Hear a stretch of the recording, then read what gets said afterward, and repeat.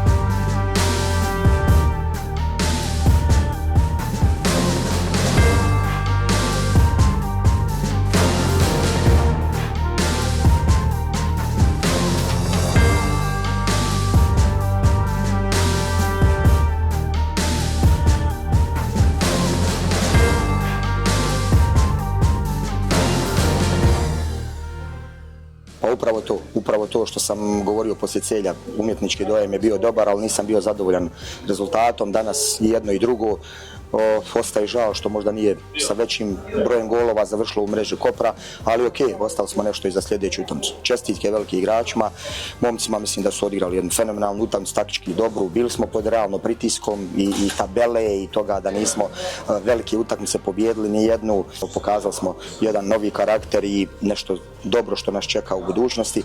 Ne smijemo sad popuštati, zadržali smo jedan nivo, pokazali smo u 2 utakmice da možemo da budemo i bolji od protivnika naših koji su nam pretendenti za visoke pozicije.